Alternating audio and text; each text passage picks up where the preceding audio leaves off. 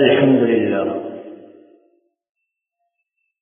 الذي هدانا لهذا وما كنا لنهتدي لولا أن هدانا الله، والصلاة والسلام على رسول الله محمد بن عبد الله وعلى آله حزب الله. أما بعد، فقد قال الله تعالى في كلامه العزيز بعد أعوذ بالله من الشيطان الرجيم: بسم الله الرحمن الرحيم. يا أيها الذين آمنوا اتقوا الله ولتنظر نفس ما قدمت لغد واتقوا الله إن الله خبير بما تعملون. صدق الله العظيم. நிறைவுடைய வாழ்வழித்து நெறிநிலத்தை காக்க வல்ல மறைவளித்த இறைவனுக்கே மாபெரும் புகழ் அனைத்தும் அவனையே போற்றுகின்றேன், புகழ்கின்றேன். அல்ஹம்துலில்லாஹ். சத்தியத்தின் தூதர், சன்மார்க்கத்தின் போதகர், சாந்தி மார்க்கம் ஏந்தி வந்த ஸல்லல்லாஹு அலைஹி வஸல்லம் அவர்கள் மீதிலும் சன்மார்க்கத்தின் சாம்ராஜ்யத்தை கட்டி எழுப்புவதற்காக வேண்டி தங்களின் உயிர்களை எல்லாம் கற்களாக பாவித்த அன்னவர்களுடைய உத்தம தோழர்களாகிய சஹாபாக்கள், அவர்களை சேர்ந்த தாபிஊன்கள், கியாமத்துடைய நாள் வரும் வரைக்கும் யாரெல்லாம் உத்தம நபி ஸல்லல்லாஹு அலைஹி வஸல்லம் அவர்கள் கொண்டு வந்த உன்னதமான தீனை அதன் உண்மையான வடிவிலே பின்பற்றி வாழ்வார்கள், அத்துணை நல்லவர்கள் மீதும் அல்லாஹ் சுப்ஹானஹு வ தஆலாவுடைய சாந்தியும் சமாதானமும் என்றென்றும் உண்டாவதா. புனித ஜும்ஆவுடைய கடமையை நிறைவேற்றுவதற்காக வேண்டி தூய்மையான உள்ளங்களுடன் இஅ்திகாஃபுடைய நியத்துடன் குறித்த நேரத்திலே இறைவனின் இல்லத்திலே ஒன்று கொண்டிருக்கும் அல்லாஹ்வின் நல்லடியார்களே, அன்பார்ந்த இஸ்லாமிய வாலிப நெஞ்சங்களே, எம்மை படைத்து பரிபாலித்துக் கொண்டிருக்கும் எல்லாம் வல்ல ஏகநாயன் அல்லாஹ் சுப்ஹானஹு வ தஆலாவை அனுதினமும் பயந்து, விசேடமாக நாம் தனிமையில் இருக்கின்ற சந்தர்ப்பங்களிலும் அல்லாஹ் சுப்ஹானஹு வ தஆலாவை அஞ்சி பயந்து பணிந்து தக்வாவை கடைபிடித்து நடந்து கொள்ளுவார். முதற்க நடிகனுக்கும் அப்பால் உங்களுக்கும் அந்த தக்வாவை கொண்டு வன்மையாக வசியத்து செய்கிறேன், நசீஹத் எனும் நல்லுபதேசம் கூறிக்கொள்கிறேன். அன்பார்ந்த இஸ்லாமிய சகோதரர்களே, இஸ்லாமிய கணக்கின்படி 12 மாதங்களின் இறுதி மாதத்திலே இறுதி பகுதியிலே நாம் பெரும்பாலும் இறுதி ஜும்ஆவிலே நாம் அமர்ந்திருக்கிறோம். அல்லாஹ் சுப்ஹானஹு வ தஆலாவால் விதியாக்கப்பட்ட கடமைகளில் இறுதி கடமையை முடித்துவிட்டு உலகளாவிய ரீதியிலிருந்தும் புனிதமான கஅபத்துல்லாஹ்வை நோக்கி வந்தவர்கள் தத்தமது நாடுகளை நோக்கி திரும்பிக் கொண்டிருக்கின்ற இந்த சந்தர்ப்பத்திலே நாம் இந்த இடத்திலே ஒன்று சேர்ந்திருக்கிறோம். கண்ணியமான கணவான்களே, அன்பார்ந்த இஸ்லாமிய சகோதரர்களே, எப்படி மனித உடம்புக்குள்ளே இருக்கின்ற கல்வி என்று சொல்லக்கூடிய உள்ளம் தன்னிடத்திலே வருகின்ற இரத்தங்களை எல்லாம் சுத்திகரித்து ஏனைய உறுப்புகளுக்கு அது இஷ்யூ பண்ணி கொண்டிருக்கிறதோ, அதே மாதிரி உலகளாவிய ரீதியிலிருந்து வருகின்ற மனிதர்களுடைய பாவங்களை எல்லாம் கழுவி சுத்தமாக்கி அவர்களை அவரவர்களுடைய நாடுகளுக்கு புனிதமான கஅபத்துல்லாஹ் திருப்பி அனுப்பி கொண்டிருக்கிறது. இந்த மனித உடலை இயக்கிக் கொண்டிருக்கின்ற உள்ளம் எப்பொழுது அது நின்று விடுமோ, அதனுடைய இயக்கம் நின்று விடுமோ, அவனுடைய உடலுடைய செயல்பாடுகளும் அப்படியே ஸ்தம்பித்து போய்விடும். இதுபோலதான் புனிதமான கஅபத்துல்லாஹுடைய தவாஃப் எப்பொழுது நின்று விடுகிறதோ, இந்த கஅபத்துல்லாஹ் எப்பொழுது உடைக்கப்படுகிறதோ அல்லது உயர்த்தப்படுகிறதோ, இந்த உலகத்தின் இயக்கமும் அத்தோடு நின்றுவிடும். சுருக்கமாக சொல்ல போனால், உடலுக்கு உள்ளம் எவ்வளவு முக்கியமோ, இந்த உலகத்திற்கு இறை இல்லமாம் புனித காபா அவ்வளவு முக்கியமாக இருந்து கொண்டிருக்கிறது. ஹஜ்ரத் ரசூலுல்லாஹி ஸல்லல்லாஹு அலைஹி வஸல்லம் அவர்கள் இதைத்தான் சொன்னார். புனித ஹஜ்ஜை முடித்துவிட்டு நாடு திரும்புகின்ற ஹாஜிமார்களை நீங்கள் சந்தித்தால் அவர்களுக்கு சலாம் கொடுங்கள் மாத்திரமல்ல, அவர்களை முஆனகா செய்து கொள்ளுங்கள். அது மாத்திரமல்ல, முடியுமாக இருந்தால் அவர் தங்களுடைய வீட்டுக்குள்ளே காலெடுத்து வைப்பதற்கு முன்னால் அவரை சந்தித்து உங்களுடைய பாவங்களுக்காக அவர்களிடத்திலே மன்னிப்பை கேட்டுக் கொள்ளுங்கள். ஏனென்றால் அத்துணை பாவங்களும் மன்னிக்கப்பட்ட பரிசுத்தவானாக அவர் திரும்பி வந்து கொண்டிருக்கிறார் என்ற சங்கதியை ஹஜ்ரத் ரசூலுல்லாஹி ஸல்லல்லாஹு அலைஹி வஸல்லம் அவர்கள் ஹஜ்ஜுக்கு போகாதவர்களுக்கு புத்திமதியாக சொல்லி இருக்கிறார்கள் என்றால் ஒரு ஹாஜுடைய மதிப்பு எவ்வளவு தூரம் இருக்கிறது. அவர் என்ன மேற்கொண்ட பயணம் என்ன சாதாரணமானதா? வார்த்தைகளால் வர்ணிக்க முடியுமானதா? அவர்களுக்கு கிடைக்கப் பெறுகின்ற நட்பாக்கியங்களை எங்களால் எண்ணித்தான் முடிக்க முடியுமா? கண்ணியமான கனவான்களே, அன்பார்ந்த இஸ்லாமிய சகோதரர்களே, இஹ்ராம் என்ற அந்த ஆடையை அணிகின்ற பொழுதே அவருடைய மனம் தூய்மை அடைகிறது, அவருடைய உடல் தூய்மை அடைகிறது. அந்த ஆடையை அணிந்து கொண்டு லப்பைக் அல்லாஹும்ம லப்பைக் என்று தல்பியா முழக்கத்தோடு அவர் செல்லுகின்ற பொழுது அவருடைய உள்ளத்திலே ஏற்படுகின்ற ஒரு வகையான அச்சமும் ஒரு வகையான தக்குவாவும் அதை அளவுகோலால் அளந்துவிட முடியாது. இடையிலே அவருக்கு மரணம் வந்து விட்டாலும் கூட சொன்னார்களே மாணவி ஸல்லல்லாஹு அலைஹி வஸல்லம், அவரை கஃன் செய்கின்ற பொழுது ஆண்களாக இருந்தால் அவர்களுடைய தலையை மறைக்க கூடாது, பெண்களாக இருந்தால் அவர்களுடைய மணிக்கட்டையும் முகத்தையும் மறைக்க கூடாது. நிச்சயமாக சத்தியமாக கியாமத்துடைய நாளையிலே மனித கோடிகள் உடம்பிலே ஒட்டு துணி இல்லாமல் யானப்தி யானப்தி என்று எழுப்பப்படுகின்ற அந்த பயங்கரமான வேளையிலே லப்பைக் அல்லாஹும்ம லப்பைக் என்று தல்பியா சொன்னவர்களாக அதே இஹ்ராமுடைய ஆடையோடு ஹாஜிகள் எழுப்பப்படுவார்கள் என்று சொன்னார்களே, அது என்ன சாதாரணமான பயணமா? அது மிகவும் சிக்கலோடு சிரமத்தோடு அவர்கள் தங்குகின்ற அந்த ஹோட்டல்களிலே அவர்களுடைய பொருட்களை வைத்துவிட்டு மிக பக்குவமாக உருவெடுத்தவர்களாக அந்த இறை இல்லத்தை நோக்கி தவாஃபுக்காக வேண்டி இறங்குகின்ற அந்த மத்தாஃப் இருக்கிறதே, பார்வையை தாழ்த்திய வண்ணம் பக்குவமான உள்ளத்தோடு சிந்திய கண்ணீரோடு அந்த இடத்திலே போய் அணிவகுத்து நின்று எல்லோரும் இப்பொழுது ஒரே பார்வையிலே இறை இல்லத்தை பாருங்கள் என்று சொல்லுகின்ற பொழுது பார்க்கும் பொழுது ஏற்படுகின்ற பிரமிப்பு இருக்கிறதே, அதை பார்க்காதவருக்கு அதை தெளிவுபடுத்த முடியாது. அந்த சந்தர்ப்பத்தை வாழ்க்கையிலே அனுபவித்தவரை தவிர அதை யாராலும் உணர வைக்க முடியாது, உணர்ந்து கொள்ளவும் முடியாது.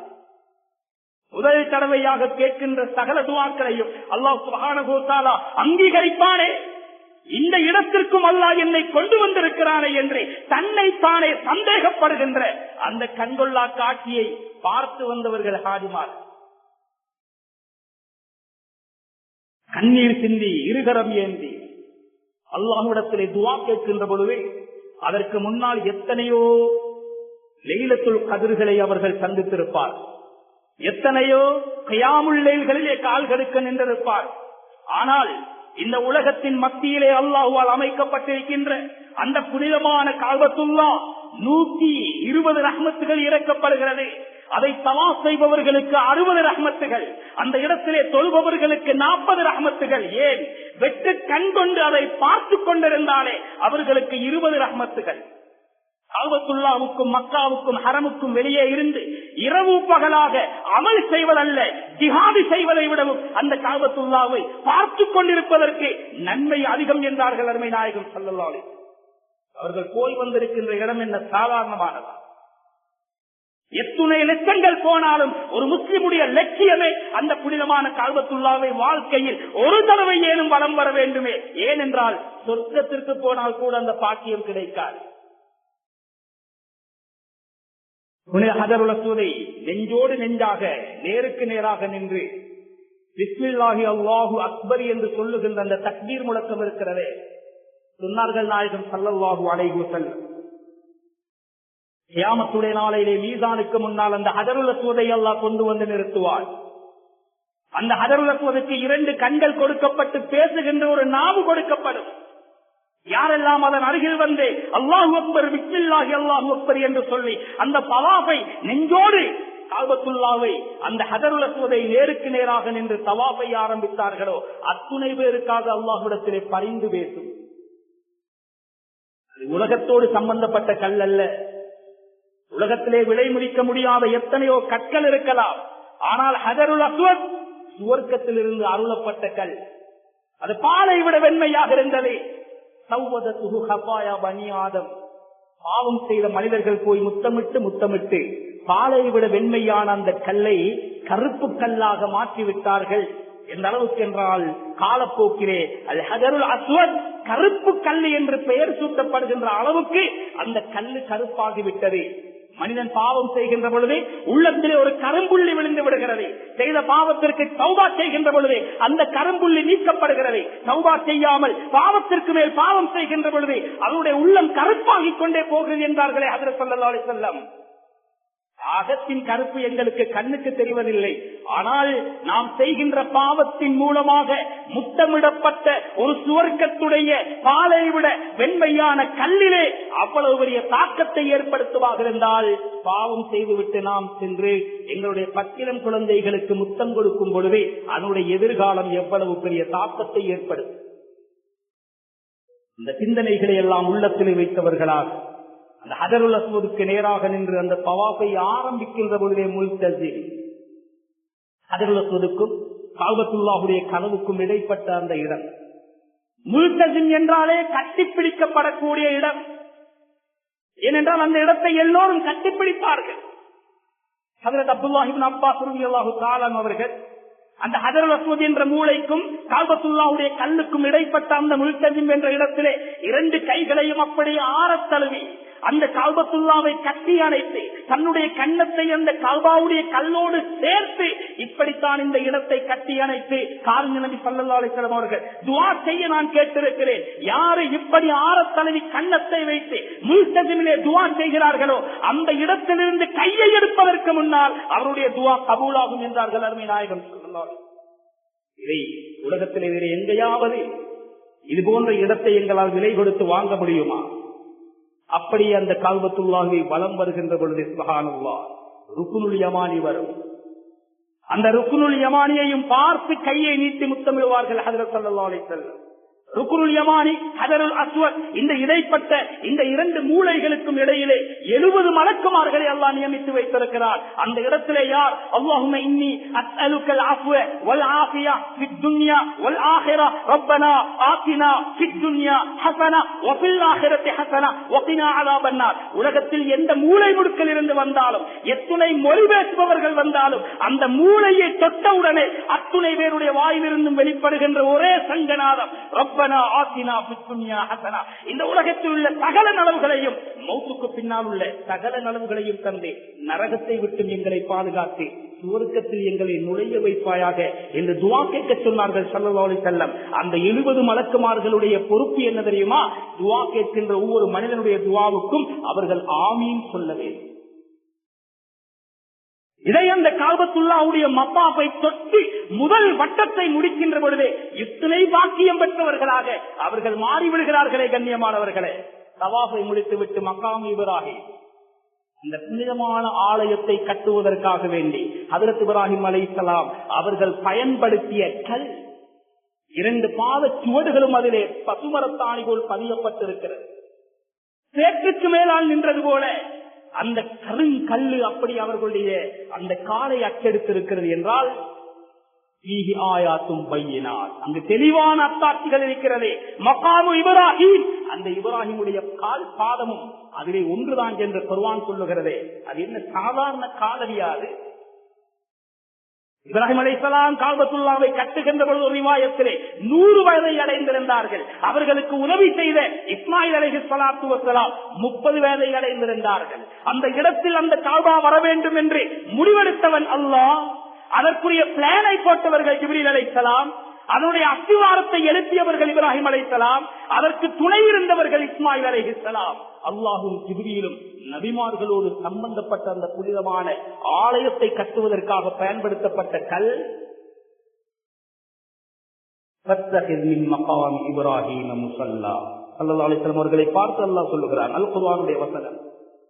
இப்ராஹிம் அலைஹிஸ்ஸலாம் அவர்கள் காபத்துல்லாவை கட்டுவதற்காக வேண்டி பயன்படுத்தப்பட்ட அந்த கல் வைக்கப்பட்டிருக்கின்ற இடம் இருக்கிறதே, நபியே உங்களுடைய தொழுமிடத்தை அந்த இடத்தை நீங்கள் ஆக்கிக் கொள்ளுங்கள். சுப்ஹானல்லாஹ். அதிகமான நேரங்களிலே இமாமுக்கு முஸல்லா அந்த இடத்திலே தான் விரிக்கப்படும். சாதாரணமான இடத்தை தரிசித்தவர் அல்ல ஒரு ஆட்சி. பிறகு அதை முடித்துவிட்டு 2 ரக்காத் தொழுதுவிட்டு அவர்கள் பருகும் அந்த தண்ணீர் இருக்கிறதே ஜம்சம், என்ன சாதாரணமான நீரா? மாஉ ஜம்சம் லிமா ஷுரிப லஹு. யார் எந்த நியத்தை வைத்து அந்த ஜம்சம்மை அருந்துகிறார்களோ அந்த நியத்தை அல்லாஹ் கபூலாக்கி விடுவான்.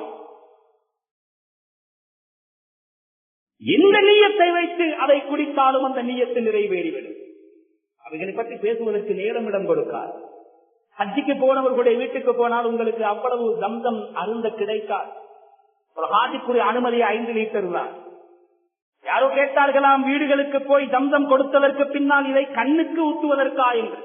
அவ்வளவு குறுகிய குறைந்த ஒரு அளவுதான் எங்களுடைய தொண்டையை நினைப்பதற்காக கிடைக்குமானால் அந்த இடத்திற்கு போனவர்கள் நாளாந்தம் வயிறார அதை பருகுவார். பருகும் பொழுதே அவர்களுடைய நோய்கள் எல்லாம் பார்த்து கொண்டிருக்க குணமடைந்துவிடும். நிரந்தர நோயாளிகள் அவரவர்களுடைய இஹ்லாஸை பொறுத்தே, அவரவர்களுடைய நம்பிக்கையை பொறுத்தே அந்த நோய்களை குணமாக்கி இருக்கிறார். மூலம் வியாதி ஏற்பட்டு இரத்தம் வடிந்து கொண்டிருக்கிறார் ஒரு மனிதர். இரத்தம் வெளிப்பட ஆரம்பித்து விட்டது. வெள்ளை துணி இஹ்ராமோடு இருக்கிறார். அவருக்கு ஒதுங்குவதற்கு இடம் கிடையாது. பார்ப்பவர்கள் அவர்களை ஏதோ ஒரு பார்வையிலே பார்த்து விடுவார்கள். காபத்துள்ள அசுத்தமாகிவிடும். எடுத்து குடித்தார் ஜம்சம்மை. யா அல்லாஹ், இந்த இஹ்ராமோடு உன் விருந்தாளியாக உன் வீட்டுக்கு வந்திருக்கிறேன். உன்னுடைய நபி சொல்லி இருக்கிறார், இந்த ஜம்சம்மை அருந்தினால் நோக்கம் நிறைவேறிவிடும். என்னுடைய இந்த ரத்தத்தை நிறுத்துவாயாக. மூலம் கட்டி வெளியேறி கொட்டிக் கொண்டிருந்த ரத்தம் அப்படியே நின்ற ஆச்சரியத்தை அவர் பார்த்திருக்கிறார் என்றால், ஜம்சம் என்ன வாய்க்கு விளையாட்டான் ஒரு தண்ணியை பருகியவரா இந்த கண்ணியமான கணவான்களை, அன்பார்ந்த இஸ்லாமிய சகோதரர்களே, இதெல்லாம் முடித்து அந்த மக்காவிலே இருக்கின்ற பொழுது சுப்ஹானல்லாஹ், நாளாந்தம் 5 நேர தொழுகைக்காக ஓடுவார்கள். ஏன்? அங்கு தொழுகின்ற ஒரு தொழுகை ஏழைய இடங்களிலே தொழுகின்ற 1,00,000 தொழுகைக்கு சமனானது. அங்கு கிடைக்கின்ற ஒரு ஜனாதா தொழுகை ஏனைய இடங்களிலே தொழுகின்ற 1,00,000 ஜனாதா தொழுகைக்கு சமனானது. ஒரு ஜனாதா தொழுகையை தொழுதால் ஒரு மலையளவு நன்மை என்றால், அந்த ஹரமுக்குள்ளே ஒரு ஜனாதாவை தொழுதால் 1,00,000 மலையளவு நன்மை. அங்கொருவரை பார்த்து அஸ்ஸலாமு அலைக்கும் வரஹ்மத்துல்லாஹி வபரகாத்துஹு என்று சொன்னால் 1,00,000 பேர் சேர்ந்து உங்களுடைய வாழ்க்கையின் சாந்திக்காக, சமாதானத்திற்காக துஆ செய்த பாக்கியம். அங்கு செலவழிக்கின்ற ஒரு ரூபாய், 1,00,000 ரூபாயுடைய செலவுக்குள்ள அந்த வெகுமதி, ஹஜ்ஜுக்காக செலவழிக்கின்ற ஒவ்வொரு ரூபாவுக்கும் ஹஜ்ரத் ஸல்லல்லாஹு அலைஹி வஸல்லம் அவர்கள் சொன்னார்கள், 700 மடங்கு அல்லாஹ் அதிகரிக்காமல் அவரை மௌத்தாக்க செய்ய மாட்டார். ஹஜ்ஜை செய்யாமல் சாதாரண ஒரு டொய்லெட்டுக்காகவே நீங்கள் பணத்தை செலவழித்துக் கொண்டிருக்கிறீர்கள். இந்த கண்கொள்ளா காட்சியை பார்க்காமல் இன்னும் 50 தாண்டி விட்டோம். அந்த புனிதமான காட்சி, சத்தியமான உண்மையை சொல்லவா, முதல் தடவை அந்த இடத்திலே கால் எடுத்து வைப்பவர் படுகின்ற கவலை என்ன தெரியுமா? நான் எப்பொழுதோ இங்கு வந்திருக்க வேண்டும், எத்தனையோ தடவைகள் நான் வந்திருக்க வேண்டும்.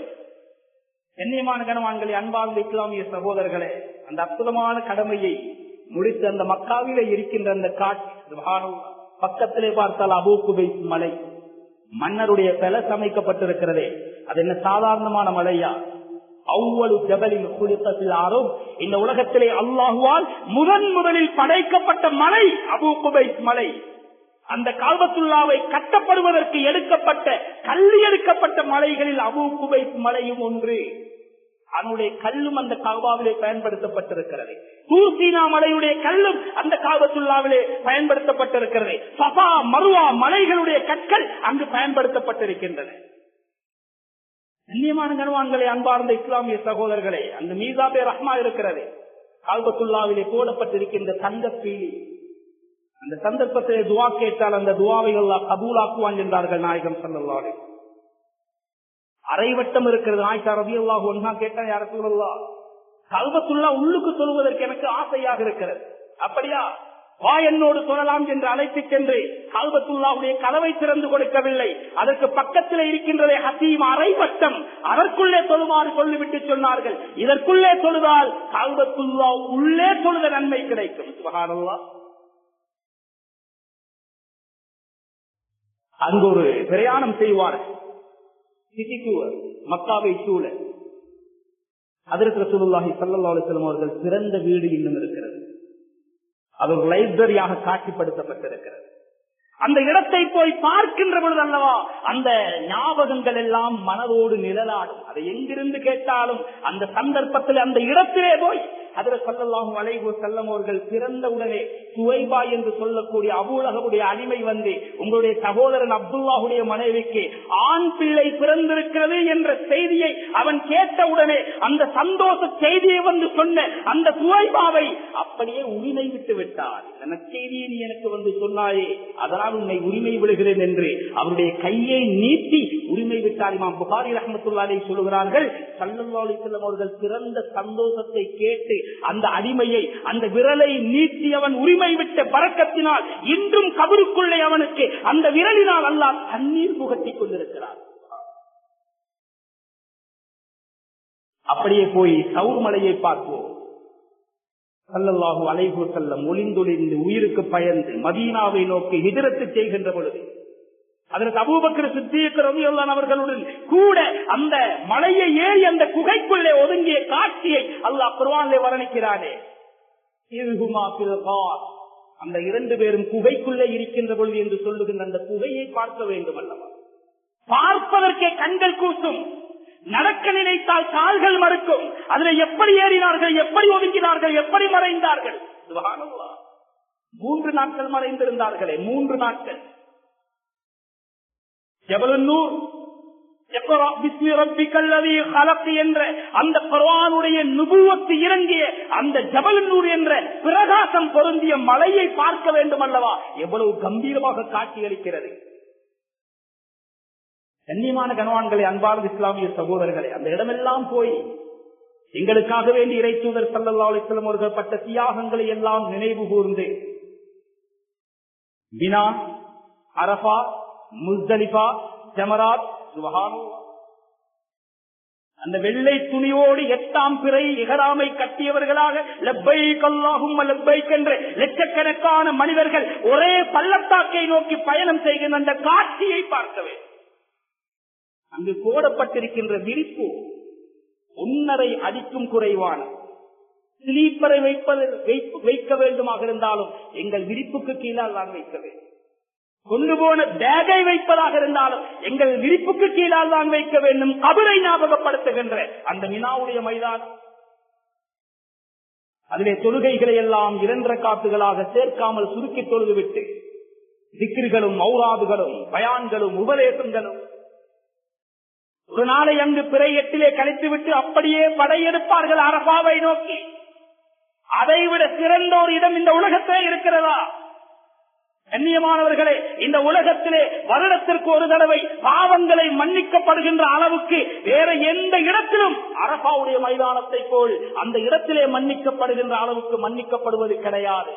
வேற எந்த நாளிலும் கை செய்யப்படாத அளவு ஷைத்தான் கை செய்யப்படுகின்ற ஒரு நாள் இருக்குமாக இருந்தால் அது அந்த அரபாவுடைய நாள். வெள்ளை கொக்குகளை போல லட்சக்கணக்கான மனிதர்கள் காட்சிப்படுத்தப்படுவார். மஸ்ஜிது நமீரா சுமார் 5 லட்சம் பேர் சேர்ந்து தொழுவதற்குரிய பிரம்மாண்டமான பள்ளிவாசல் துல்ஹஜ்ஜுடைய பிறை 9 துஹரும் அசரும் ஜம்மு செய்து தொழுவதற்காக மாத்திரம் திறக்கப்படுது. அதிலே துஆ கேட்க வேண்டுமே. அந்த வெயிலோடு, அந்த வியர்வையோடு, அந்த புழுதியோடு, அந்த பரட்டை தலையோடு யா அல்லாஹ் என்று துஆ கேட்கின்ற பொழுது வருகின்ற அந்த கவலை இருக்கிறதே, அந்த ஆசை இருக்கிறதே, அந்த ஆர்வம் இருக்கிறதே. இந்த கையேந்தி துவா கேட்கும் பொழுது என்னுடைய துவாவையும் அல்லாஹ் கபூலாக்குவானா என்று யாராவது சந்தேகப்பட்டால் அந்த மைதானத்திலே அவனை விட பெரும்பாவி வேறு யாரும் கிடையாது என்று இமாம் ஹஸனுல் பஸரி ரஹ்மத்துல்லாஹி அலைஹி அவர்கள் சொல்லுகின்ற அந்த இடம், அந்த இடத்தை நிறுத்தவர்கள் ஹாஜிமார்கள். இதை ஹஜ்ஜுக்கு போகாதவர்களும் உணர வேண்டும். அதைவிட ஒருபடி மேலேறி நான் எந்த இடத்தை சென்று வந்திருக்கிறேன் என்பதை ஹாஜிகளும் உணர வேண்டும். கண்ணியமான கனவான்களே, அந்த 5 நாளும் கசக்கி பிழியப்படுகிற மாதிரி ஒரு ஹாஜியுடைய உடம்பு. இந்த முறை அரபாவிலே இருந்து நடந்து வந்து ஜமராத்திலே கல்லெறிந்து விட்டு தங்குகின்ற இடத்திற்கு வந்து கணக்கு பார்த்தால் சுமார் 22 கிலோமீட்டர் நடந்திருக்கிறது. வாழ்க்கையில எங்கேயாவது நடந்திருப்போமா? நடந்தவர்கள் என்ன சாதாரணமானவர்களா? கோடீஸ்வரர்கள். அந்த இடத்திலே ஒரு வாகனம் வாங்க முடியுமாக இருந்தால் அந்த 20 கிலோமீட்டருக்காக ஒரு வாகனம் வாங்குகின்ற பணம் பொக்கெட்டுக்குள்ள இருக்கிறது, வாங்க முடியாது. வாடகைக்கு எடுக்க முடியாது, நடந்தே ஆக வேண்டும். அந்த வினாவிலே இருந்து 3 நாட்கள் ஜமராத்திற்கு கல்லறிகின்ற பொழுது போகிற தூரம் ஏதோ 1 கிலோமீட்டராகத்தான் இருக்கும். ஆனால் திரும்பி வருகின்ற பொழுது 5 கிலோமீட்டர் சுற்றி வர வேண்டும். மிஸ்வாக்கை கூட நான் கடமையாக்கவில்லை. காரணம், என்னுடைய உம்மத்தினர்களுக்கு பாரமாகி விடுமோ என்று பயந்த பைகம்பர் ஸல்லல்லாஹு அலைஹி வஸல்லம் அந்த ஜமராத்திலே 3 நாட்கள் பிறை 10, 11, 12, 13 கல்லடித்திருக்கிறார்கள். ஏன் அந்த 49 அல்லது 70 கற்களையும் சேர்த்து ஒரே நாளில் அடித்துவிட்டு போக முடிந்ததே? முடியவில்லையே, செய்யவில்லையே. கசக்கி பிழியப்பட வேண்டும். ஜனாஸா தொழுகையிலே நாம் என்ன துஆ கேட்கிறோம்?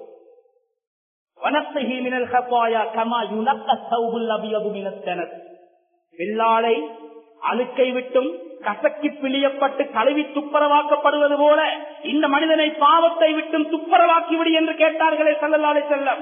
ஒரு மனிதனுடைய ஆடை, அழுக்கப்பட்ட ஆடை எந்த அளவுக்கு கசக்கி பிழியப்படுகிறதோ அந்த அளவுக்கு தான் அழுக்கு நீக்கப்படும்.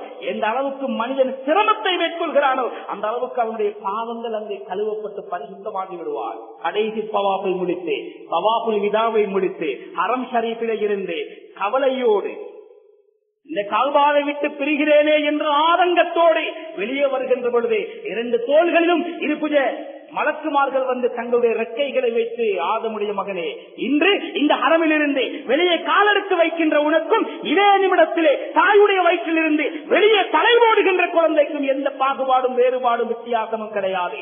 எப்படி அந்த பிள்ளை பாவம் இல்லாத பரிசுத்த ஆத்மாவாக பிறக்கிறதோ அதே மாதிரி நீயும் இன்று பிறந்த பாலகரை போல செல்லுகிறாய். திரும்பவும் உன்னுடைய பட்டோலையை பாவத்தை கொண்டு நிரப்பி விடாதே என்று சொல்லியார். வீட்டுக்கு வருவதற்கு முன்னாலே அவர்களிடத்தில் உங்களுடைய பாவங்களுக்கான தௌபாவை கேட்டுக்கொள்ளும். எல்லாவற்றையும் முடித்துவிட்டு புனிதமான மதீனாவை நோக்கி வண்டியை கட்டுகின்ற பொழுது எல்லா ஹாஜிமார்களுக்கும் நாம் உணர்த்துவோம், உங்களுக்கு விருப்பமான ஒரு நேசரை நீங்கள் சந்திக்கின்ற பொழுது ஏதாவது அன்பளிப்புகளை கொண்டு போவது வழக்கம் அல்லவா? வல்ல நபி ஸல்லல்லாஹு அலைஹி வஸல்லம் அவர்களுடைய தரிசனத்திற்காக நீங்கள் புனித ரௌதா, உலகத்திலே சொர்க்கத்தின் பூங்கா என்று வர்ணித்த அந்த இடத்தை நோக்கி செல்லுகிறீர்கள். எந்த அளவு முடியுமோ அந்த அளவு ஸலவாத்து சொல்லுங்கள். 50,000 ஸலவாத், 1,00,000 ஸலவாத், 25,000 ஸலவாத். சுப்ஹானல்லாஹ். அந்த ஸலவாத்துகளை எல்லாம் சுமந்து கொண்டு பாபு ஸலாமின் ஊடாக நாயகம் ஸல்லல்லாஹு அலைஹி வஸல்லம் அவர்களுடைய பொன்மேனி குடிபுகுந்திருக்கின்ற அந்த புனித ஸ்தலத்தை மிதிக்கின்ற பொழுது வருகின்ற பிரமிப்பு இருக்கிறது. வார்த்தைகள் வராது, கண்கள் கண்ணீர் சிந்தும். அஸ்ஸலாத்து வஸ்ஸலாமு அலைக யா ரசூலல்லாஹ் என்று யார் என்னிடத்திலே வந்து சொல்லுகிறார்களோ, அபூதாவுடைய ரிவாயத், என்னுடைய ரூஹை அல்லாஹ் திருப்பி தருகிறான். அந்த மனிதனுக்கு நான் பதில் சலாம் சொல்லுகிறேன். சுப்ஹானல்லாஹ். அங்கு வீட்டிற்கப்பட்டிருக்கின்ற தூண்களை பார்க்க வேண்டும். முதலாவது அவர்களுக்கு ஏற்றிக்காக்கூடிய விரிப்பு விரிக்கப்படுகிறது. பாங்கு சொல்லுகின்ற பொழுது அந்த தூணிலே சாய்ந்திருப்பார். அஷ்ஹது அன்ன முஹம்மதர் ரசூலுல்லாஹ் என்று சொல்லுகின்ற பொழுது ஒரு கை காதிலே இருக்கும் பிலாலுடைய மறுகை மாணவி ஸல்லல்லாஹு அலைஹி வஸல்லம் அவர்கள் சாய்ந்திருக்கின்ற தூணை நோக்கி நீளும். மரணித்ததற்கு பின்னால் பிலால் எல்லாம் இருப்பு கொள்ளாமல் அந்த இடத்தை காலி செய்ததே அந்த கவலையை தாங்க முடியாத துயரத்திலேதான் திரும்பி வந்தாள். ஹசன் ஹுசைன் ரலியல்லாஹு அன்ஹுமா பாங்கு சொல்ல சொன்னார். பழைய பாங்கு கேட்கிறது, சுபகுடைய பாங்கு கேட்கிறது. மதீனாவை ஒரு வகையான பிரமிப்பு ஆட்கொள்கிறது. நபியுடைய காலத்திலே கேட்ட குரல் அல்லவா என்று எல்லோரும் ஆரவாரத்தோடு மஸ்ஜிதை நோக்கி வருகிறார்கள். அஷ்ஹது அன்ன முஹம்மதர் ரசூலுல்லாஹ் என்று வலமையாக பிலால் சொல்லுகின்ற பொழுது பழைய பழக்க தோஷம் அவருடைய கை அப்படியே அந்த தூணை நோக்கி நீடுகிறது. எல்லா சஹாபாக்களுடைய பார்வையும் தூணை நோக்கி திரும்ப அந்த தூண் வெறிச்சோடி கிடக்கிறது. அது கப்பால் பிலாலுக்கு வார்த்தை வந்ததா, மயங்கி கீழே விழுந்து விட்டார். சொல்லுகிறார் உருது கவிதை. இன்று பிலாலுடைய வெறும் வார்த்தைகள் தான் இந்த உலகத்திலே பாந்தாக தங்கி இருக்கிறது. அந்த பிலாலுடைய ரூஹானியத்தை எப்பொழுதோ இறந்துவிட்டது. கண்ணியமான கணவான்களே, அன்பார்ந்த இஸ்லாமிய சகோதரர்களே, அப்படியான புனிதமான இடங்களை எல்லாம் தரிசித்து விட்டு வந்தவர்கள் தான் காதி. மௌத்துக்கு முன்னால் வாழ்க்கையில் ஒரு தடவையாவது அந்த காட்சியை நாம் பார்க்க வேண்டும். கவலையோடு ஹஜ்ஜத்துல் விதாவிலே ஒரு சஹாபி கேட்கிறாங்க, யார ரசூலல்லாஹ், ஹஜ்ஜி கடமையாகியது ஹிஜ்ரி 9 கடைசி கட்டம். எந்த வாப்பாவுக்கு வாகனத்துல வர முடியாது, எந்த உம்மா ஹஜ்ஜி செய்யக்கூடிய சந்தர்ப்பம் கிடைக்கல். இவ்வளவு பெரிய நன்மைகளையும் இழந்தவர்களாக அவர்கள் சென்று விட்டார். அவர்களுக்கு பதிலாக பதில் ஹஜ்ஜி நான் செய்யட்டுமா? கட்டாயம் செய்யுங்கள்.